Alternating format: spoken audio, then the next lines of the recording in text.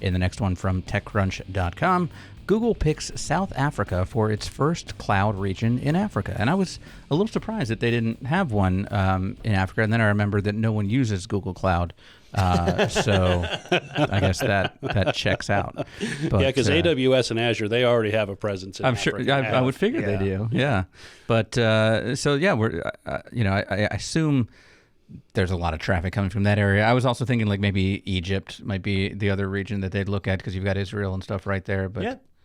So it's really interesting when you think about the internet. Right, the internet is this global network. There's people all over the world that are united, and if you're here in the United States, it's easy to overlook some of the things that we have that other countries and other continents might not. So, for example, if you're in Australia, you likely are used to a much slower internet than we are here in the United States, and definitely than in Europe, because in Europe, by far, they usually have higher speeds than we do in the U.S. Yeah, because the kangaroo has to bring the data to you, and it's upside down. It's got to flip it. Well, we've got a lot of that infrastructure in place here that it's been here for. Especially look at transatlantic and trans-Pacific cabling. Sure. Yes. And Google's expanding their transatlantic cabling as well. And the transatlantic cabling that's running between the U.S. and Europe, there's tons of cables, huge amounts of bandwidth, but running all the way to Australia, well, you've got fewer options, right? Running from the U.S. to Australia is a pretty big run. I think there is one cable that does it. So they usually have to run from Asia. And so you'll find that, while Australia is an English-speaking country, they're actually closer with their Asian neighbors just because of geography and technology.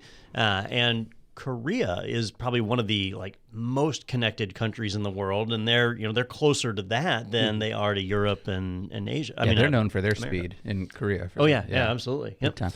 So, what I thought was interesting here is we do forget about continents like Africa, where I shouldn't say I don't want to put this on other people. I forget sometimes about Africa, where it's a massive continent. It's huge, and a huge portion of the world's population lives there. This isn't like some kind of it's not Antarctica. Yeah.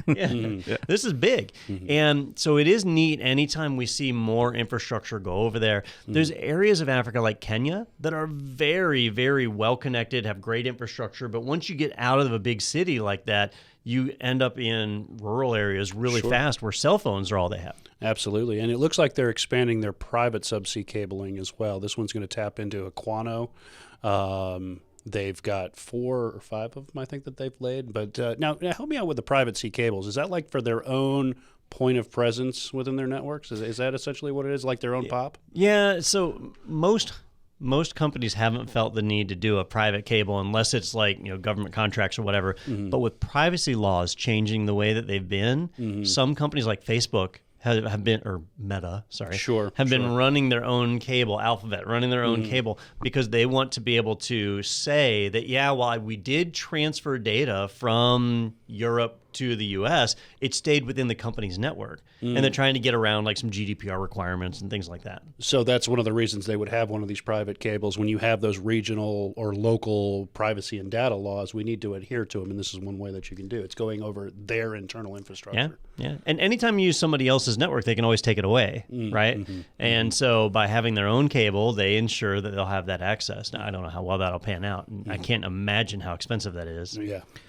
So I'm curious. I brought up a map to see, where the current ones were, because I wanted to see how close anything was to South Africa. And they list on the map the current regions, but then they list something called edge points of presence. Yeah, those what are are those? Oh, that's what you were saying. Okay. Yeah. So how's that different than a data center? So I'll give you an example. So for them, if you're Google or if you're Azure or whatever, then those are data centers for you, right? Okay. But as a customer, like for me, those are POPs. And the way we would use it, now I'll use IT Pro TV as an example, right? So we do video streaming. If our video streaming was entirely done out of the US, it'd be a pretty poor experience in Europe, and it'd be a really bad experience in Australia or China, Japan, right? Because they're having to come all the way to the US to get video. So instead, we can upload our videos into Amazon CloudFront or another service like that, and they can replicate the video out to the edge POPs all over the world. And then that way, if you're in Australia, you hit the edge POP that's nearest to you in Australia, or if you're in Japan or France or whatever. You go to the nearest one. We just upload the video once, but now it's moved geographically closer to the customer. So really important. A lot of that technology comes from Netflix. Netflix pioneered a lot of this. Wow. Sure, and it's a little bit different than a CDN because it's still their internal network. It's not a third-party content delivery network that's just doing that to get those resources closer geographically to the customer. Same idea. Sure. With a CDN, there's some extra like caching that Okay. gets configured, so things might not stay in the CDN. When you talk about an edge pop, usually if you put the videos there, they stay there. Okay. But with a CDN, it would be if the video is accessed, it gets cached by the first person and then recycled for everybody else who comes along. But if it's not used for a while, it caches out. Okay. So little variation. Most people just kind of merge that functionality together. Sure, and at the end of the day, it's giving a better performance for the data that's geographically dispersed. That's the goal, and there's some redundancy to it, right? Like Sure. in theory, if the edge pop in South Africa were to fail, then it's not like all of Africa would be cut off. No, they would just go to one of the suboptimal edges, whatever the next best one is. Sure, and in that article, it did mention Kenya's strict privacy and data laws, which lends itself to what you were saying about having that only traversing their internal networks. Yeah, do not underestimate Kenya. Like they have a really impressive infrastructure, and it's well thought out. Sure. We see in the news, whenever they refer to like Ethiopia or Egypt or whatever, we see the worst in the news, right? But there's actually a lot of really amazing things going on over there.